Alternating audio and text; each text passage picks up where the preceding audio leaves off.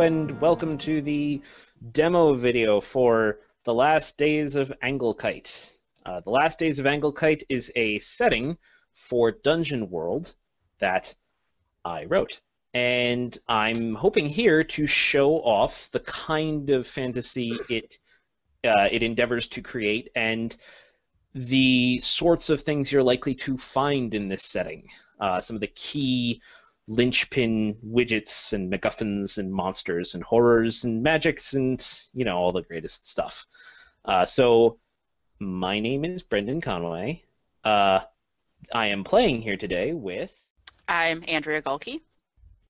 I am Ben Rose. I'm Matt Holland. We created our characters already, and we created them using the base Dungeon World classes. The Last Days of Anglekite is a setting that takes all kinds of weird fantasy, and I'll be giving a bit of a lowdown on the setting in a minute. So you could theoretically use any third-party class that you wanted, but for the sake of simplicity here, we just kept our classes to the base ones available in the text. So what we're going to do right now is I will lay down the baseline of the setting, and then Andrea, Ben, and Matt will introduce their characters.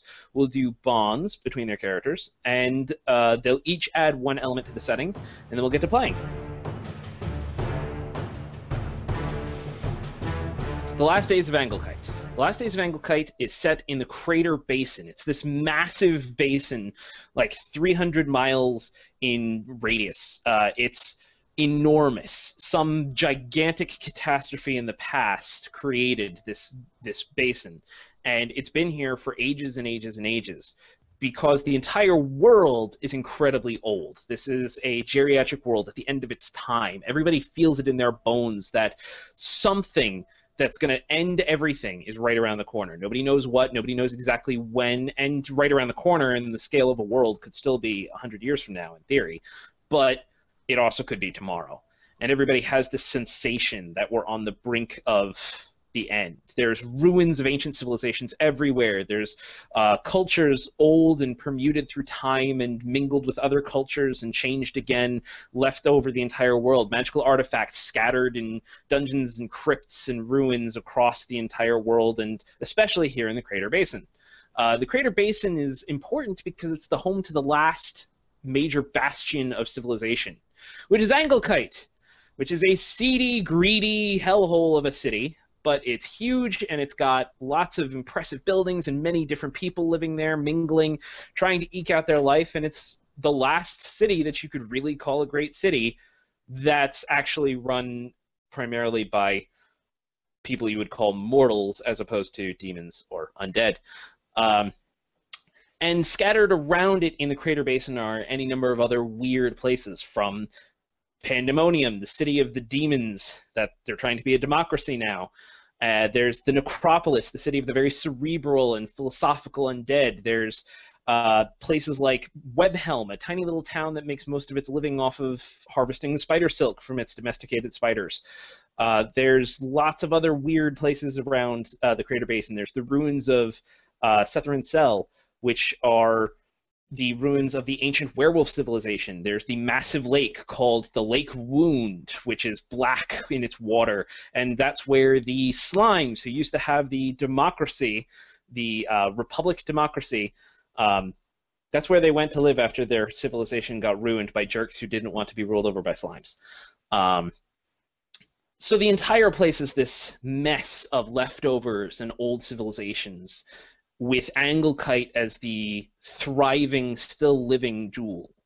The players, or their characters I should say, are here playing adventurers as part of the Anglekite Adventurers Guild. That's right, it has an Adventurers Guild, and once upon a time the Adventurers Guild might have stood as the wall between Doom and the world. They were what stopped the darkness, and now they are thugs who go out and kill things for money.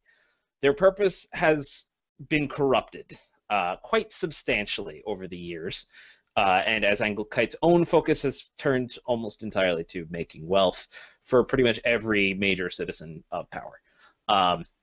So our heroes here are important members of the guild. They're skilled and they're capable and they're sent on tough missions. But they're not necessarily leadership in the guild. And so as a result, there's a certain element of the guild will give you a mission and you'll go out and do it.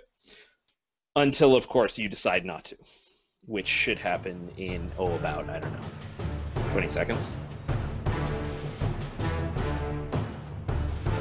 Let's hear about the adventurers themselves. Andrea, would you like to introduce your adventurer, and then Ben, and then Matt? Sure. I'm going to be playing Zagreus Grob. Zagreus is a corrupted entling. She's kind of got some viney, fungusy hair going on.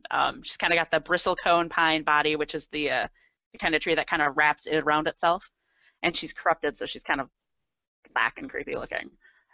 She's a cleric, and she is not a good person.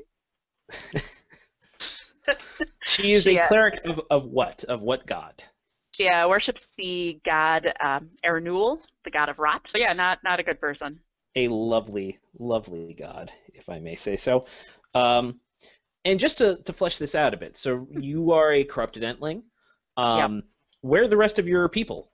Well, they're not really what is the word? A group of people. They've kind of been spread out all over the place. Entlings don't do real well in a city, but the city is also the only real safe place to be. Got it. Yeah, so they've really fallen on hard times, and they're rarer and rarer to come across. But you in particular, I'd imagine, do not give a damn about most of the rest of your kind. Now, suffering makes us strong. Yes, suffering makes us strong. That's a really healthy philosophy there, Zagreus. Zagreus? You're going to pronounce it how you're going to pronounce it, Brendan. That's fair. I'll just call you Grob. Okay, that's fair. Newell, the Lord of Rot. How'd you fall in with a character like that? Rot is inevitable, and the suffering, the eventual consumption of everything as it just disintegrates and falls apart and is consumed by the Lord of Rot, actually makes you stronger, until you too are consumed. And this philosophy just appealed to you. Totally. Are there many temples to Ernul? No, not really. We're a pretty scattered bunch. We don't really have a consolidated power in the city. We're working on it, mostly from the sewers up. But you'd be surprised. You would be surprised who follows Ernul. I'm sure I would be. All right, that's very cool. Thank you for telling us about Zagreus Grob. Would you like to tell us about Newt Shrike? Sure. So I am Newt Shrike. I am a ranger of the Himmelmenschen race. They are basically bat people.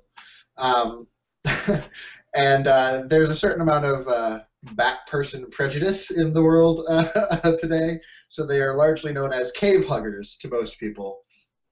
I am chaotic because I am very attuned to nature. In terms of looks, so the dungeon world look is a man with sharp eyes, wild hair, camouflage, and a wild body. Also have bat wings, and I'm sort of picturing like the bat ear thing as well. But otherwise, fairly humanoid features. Are your bat wings separate from your arms, or are they attached to the underside of your arms? That's a good question. I would say probably attached, because that's how bats are. Yeah, that's perfectly fine. I just want to know for visual reference. Yeah. Well, so your people are somewhat mistreated. Are they native to the Crater Basin area, or did they migrate here, or? No, so actually I was thinking that my people are sort of the prototypical wanderer merchant types. They never had like a civilization per se, but they were in every civilization as the people who are flying luxury goods from place to place, passing messages, carrying out diplomacy and courier services and things like that. But as the world got bleaker, people started thinking of them more as spies and untrustworthy vagrants, and those people who are bringing bad things to us from the outside world. And so, as people are wont to do, they stopped being friendly and they started killing them, and then people turned to raiding, and so now we're seen more as pirates. Nice. as we are basically the Vikings of the sky. Very nice. So you are seen as pirates in the Vikings of the Sky, I forgot. As a ranger, I have an animal companion, and my animal companion is Dunkelheit, the crater bat. So I'm a bat person with a bat companion, and my bat companion is not as ferocious as some, but is very cunning. So he knows how to fight all kinds of creatures along with me, and he knows how to scout. That's awesome. Okay. So you're a ranger. So Yes. are you primarily interested in the areas outside of Anglekite, or are you why are you based in Anglekite? Because it's the highest place around. It's a good takeoff point. And the thing is, so again, if we're involved in raiding, I sort of think, you want to know where the money is coming and going from. So it's convenient from that perspective. And it's also a really great place to get, say, commissions to make sure that certain important goods leave free of harassment, shall we say. So what you're saying is you're actually very immoral and kind of a monster who uses Anglekite for your own greedy ends. Good job! I will admit to a certain amount of extortion. Let's not push this too far. All right, I hear you. But there's nothing that I could be prosecuted for, mind you. Very healthy. Yeah. Very, very healthy. And so that also means that there's a fairly high Himmelmenschen population in Anglekite, probably, if they've been in every city. I think our population is actually fairly low, just in the sense that our numbers are low. You know, when you get to a point where nobody likes you, it's really hard to survive if you don't have a centralized place. Got it. So I feel like our numbers have been steadily dwindling over the generations because everywhere you go, you're hunted. There's just not a safe place. So there is probably a population in our city, but I don't think it's a big one. Got it. Okay, cool. I feel good about Shrike. Do you go by Newt or do you go by Shrike? Newt. Got it, Newt. All right, and would you like to tell us about Practical Jack? Absolutely. Practical Jack is an Iraq, which, now that I say it, I never didn't think of it, but I envision them as shadow fae, but more shadow than fae, so they are literally shadow men, almost. They blend in with shadows. They're almost partly shade. Like, they will blend into the dark very well, kind of bit. But I tailored the look to be that way too. Yeah. Are there many of these shadow fae around, or are you unique? I actually think there were 100 of us, and we were tricked here by a, let's say, wizard specifically. And when we first started here, we made a pact with each other, which we called it something or other. I haven't necessarily been following it for the past few years, but that's only because I've kind of lost hope in it. We lost maybe about half that number since we arrived, and we have dwindling hope that we'll ever get home. But originally, when we started out, the hope was, see if we can tend to this dying place so we're not trapped here and destroyed. Interesting. So you're not actually even from this world, is what you're saying. Right. Interesting. Yeah, that works great. Okay, so there aren't too many of you, and you are a thief. Absolutely. Is that are your people okay with that? Or is that you do what you've got to do and it's what you do? In the beginning, there would be a lot of, no, we're not really okay with that, and it's, over time, I don't think that there's any single one of them who could give me crap about what I do. And, I mean, you are part of the Adventurers Guild then, and what does that look like? If you're a thief who's part of the Adventurers Guild, Like, what is the thing that drives you? Why are you an adventurer, as opposed to anything else that you could probably be as a shadow man? It's because the goal for me has become selfish. I do want to get home. It's just that when we started out in the beginning, we made this pact with each other. This was oh so long ago, and we had high hopes, and we were going to do good things, and that's all bullshit. Right? I've watched this world fade, and I know that it's dying, and I am scrabbling at embers here, and this is my last best shot to find some way off this god-awful place. That's wonderful. Okay, yeah. So there's a certain opportunistic element to you too, where potentially, I don't know that I want you to answer this question yet, so don't tell me. But potentially, if somebody were to offer you a way off this world, you might take it, even if it dooms this world. I'm just saying, is my understanding. I'm not sure I want you to tell me if you would yet, because I'm curious. Now that I have a toy. Cool. Yeah, that sounds very good. All right, so Practical Jack, Newt, and Grob. The three of you are adventurers, and you have known each other because you've been working in the guild for a little while. So let's quickly run through some bonds.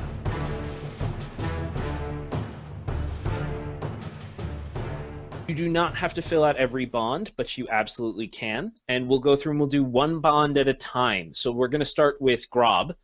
So Zagreus, if you would like to pick one of your bonds and fill in either Shrike's name, sorry, Newt's name, or Jack's name.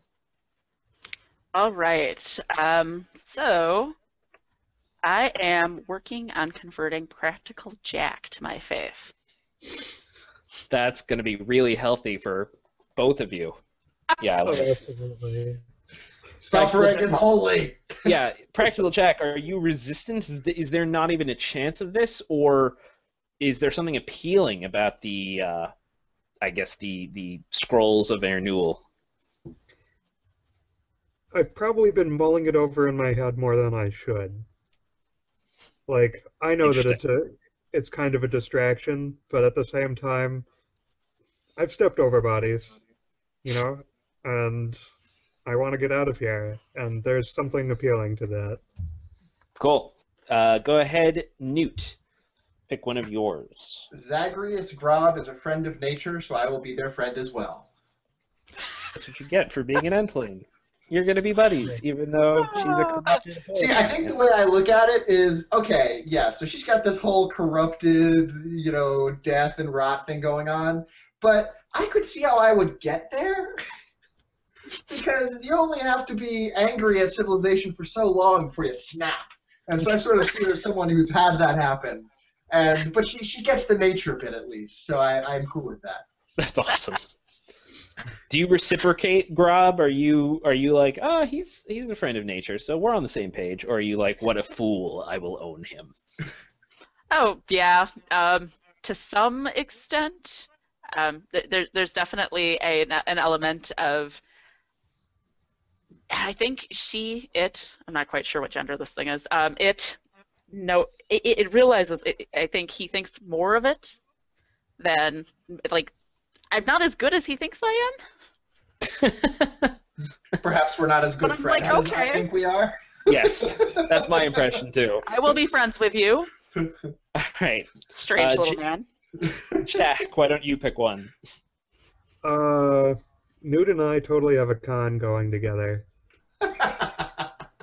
What's the con? It could have something to do with my extortion racket for convoys. It totally could. It could be something to do with your work as adventurers, or it could be like you charge higher prices than listed and you take the extra, whatever you want. So is it... Go ahead. I think it more has to do with my heritage ability. I know what people need sometimes, and sometimes, you know, muscle shows up to beat it out of somebody and then charge a really high price. So are you referring to me as your muscle? Yeah, a little bit. So the Bat Enforcer shows up? You're a Yeah. scary sky pirate. You are a scary sky pirate. Viking. All Sky right. Viking, I'm sorry. Yeah, I like it. That's good. Cool. All right. Do you want to have a discussion with my pet bat Dunkelheit?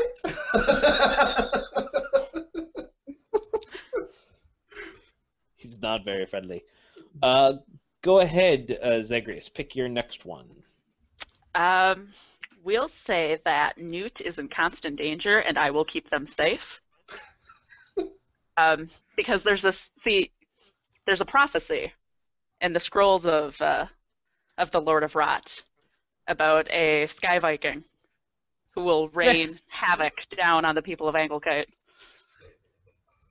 And I'm pretty sure that's you. I just have to keep you alive so you can fulfill your destiny.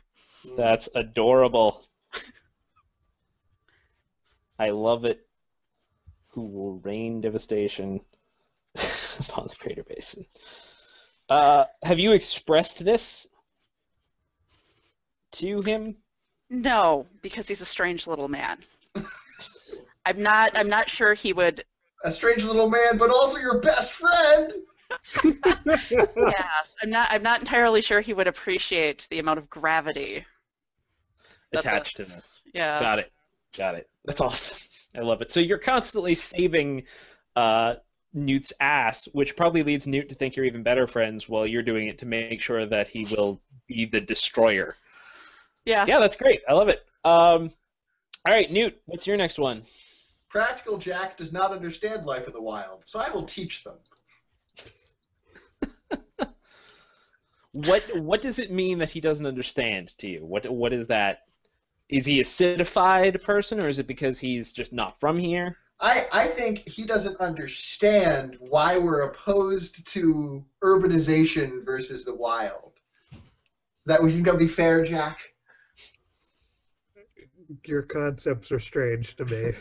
I really don't care. So I think what I'm trying to do is kind of convert him to the eco-friendly wilderness good sort of idea.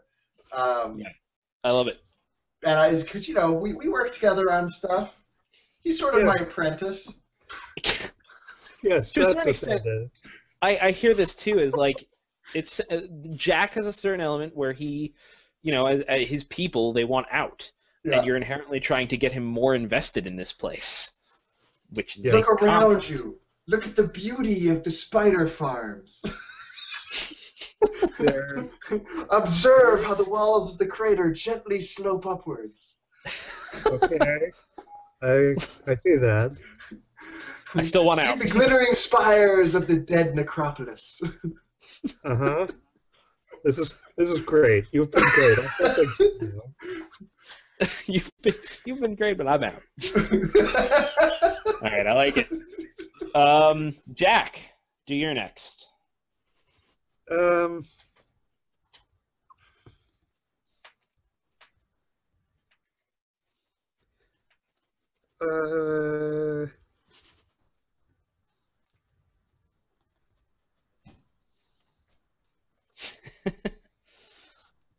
a little torn between two, but pick one. Yeah, let's go with it. I'm going to say that Zagreus Grab knows incriminating details about me.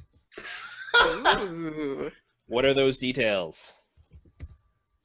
I think that she knows what I am, and I think that maybe our original summoning was in her forest way back when.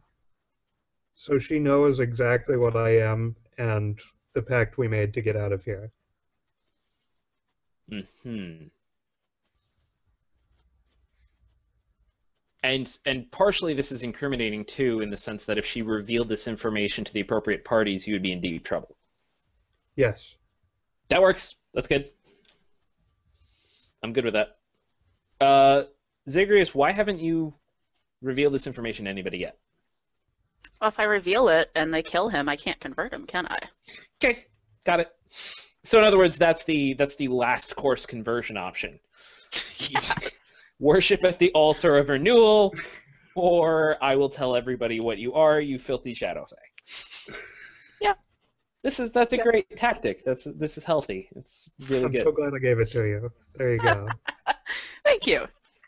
All right, and I know that each of you have 4 slots. For the sake of time, let's just do one final third bond for each of you. And if the 4th bond ever feels appropriate, like if you want to fill it in, go ahead and do it in the middle of play and just call it out. But for the time being, we're just going to do one last round. So, Grob, what's your 3rd bond?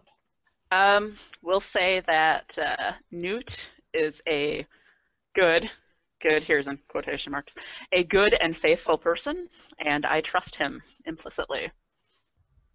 Very nice. Yes. That's why we're besties. Yeah, this is a highly confused relationship. Okay. I mean, and I buy that too. Like your read of him is that if he thinks that you're his friend, then you can trust him not to screw you. This is a messed up relationship. Yeah. Yeah. I feel like that's good. good. Counseling. Yeah. You totally need counseling. All right, and Newt, what's your 3rd? I have guided Practical Jack before, and they owe me for it. Nice. And that easily makes sense. You two work together regularly, and like that could easily be just on a last mission too. Yeah, that's great. That's great. And what about you, Jack?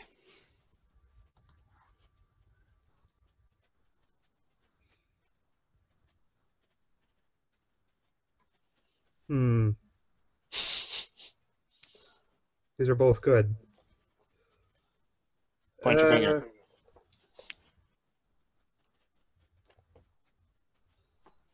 I'm going to say that Grob has my back when things go wrong. I've totally hid out at your temple. Because it's a great way to convert you. Yes. Come rest in the arms of the Lord of Rot.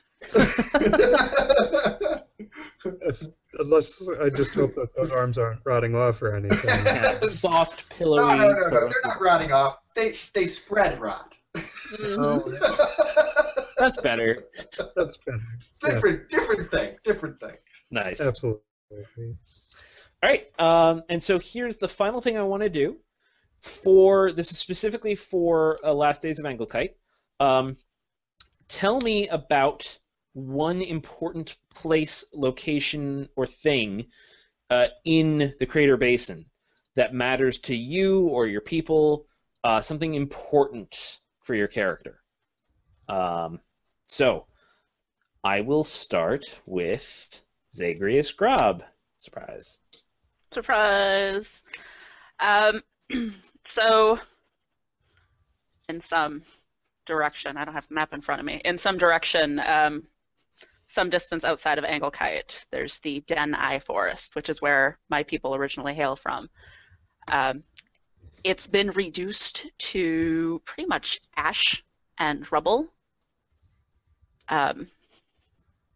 which is why the people had to flee to Anglekite and why there aren't many of us left. But it's the site of the basically where our people are from and the battle that pretty much wiped us out. Who was the battle against? You know, let's just go with demons, because demons. Sure. Well, they're the demons who live up in Pandemonium. Are they the demons who destroyed your people, or was it a different group? Yeah, it was totally the demons of Pandemonium. Absolutely. What was their shtick again? So the demons in they're trying to be Pandemonium. democracy.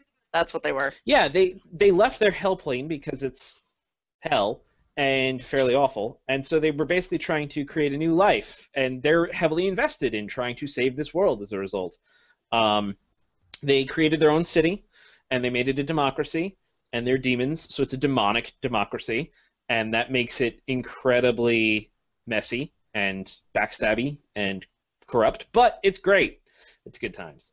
So why did they destroy your forest? So Denai was kind of their Russian front. It was basically where the people who were too politically influential to be outright executed were sent to die.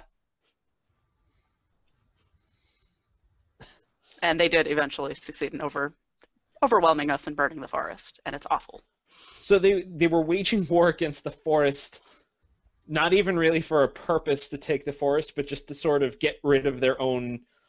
Well, I imagine the forest was, I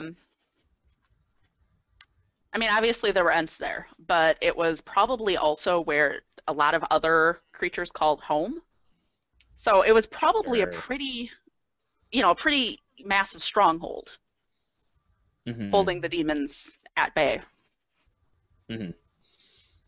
Yeah. Okay. That works. That's good.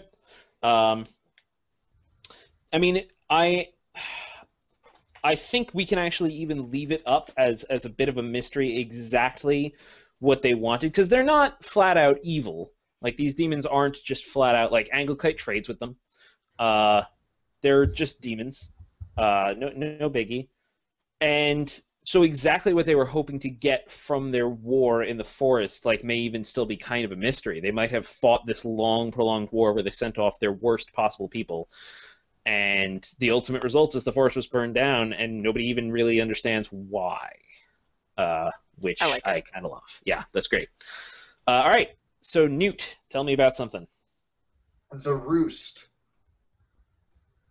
It's a series of caves in one of the walls of the crater, and it's where the last great war band of my people lived before they were largely killed in a trap set by Anglekite. Yeah. I was one of the members of that particular war band, and one of the few survivors of the trap. So it's basically a ruin now. Yeah, so I sort of think of it as there may be one or two of my people still living there, but yeah, it's largely empty. But there's still stuff in there for the enterprising, and it's a place I might be comfortable going in times of stress. Got it. So you do go there potentially, but not all the time. Or do you go there all the time? I would sort of think of it as like the retreat place I go, like if I just need to be away from people. And it's a good hiding spot, I'd assume, because everybody thinks they're all dead. Yep. Yeah, that's cool. Series of caves. I'm trying to think if there's anything else I want to ask. I like this, because then Anglekite hunters to set the trap, killed most of them. Including Pascal the Terrible, who is the leader. Of course they killed. Poor Pascal. Pascal. Yeah, that was my runner-up name, so. That's great. I like it. Yeah, all right. And Practical Jack, tell us about something. Can this be a thing? Sure, if you want. We were summoned through the mirror, the Knight's Mirror. Okay. Which we have actually broken into pieces. We don't know how it works, which is part of the problem. But the pieces were scattered among all the different Iraq. Interesting. So you have a piece, each other one has a piece. Right. The ones who were killed have pieces, which is part of the problem and part of the reason I feel like I'm losing hope. Are those pieces lost? Yes.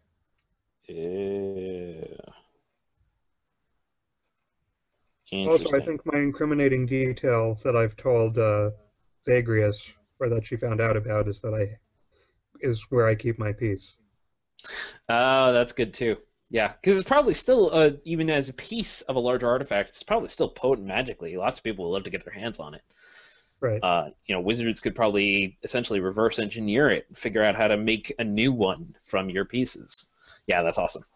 That's fantastic. All right, great. So we can get started now. Just as a quick thing I want to call out for anybody who is watching, these wonderful weird characters that we have created were created courtesy of the Heritage Move rules from the Dark Heart of the Dreamer, the Plain Art Codex by Jonathan Walton. It's fantastic Digital World Supplement, and I highly recommend it. Those rules are just great for Anglekite because they let you create this absolutely insane diversity of characters, which is perfect for this weird fantasy. So, that said, I would like to cut in on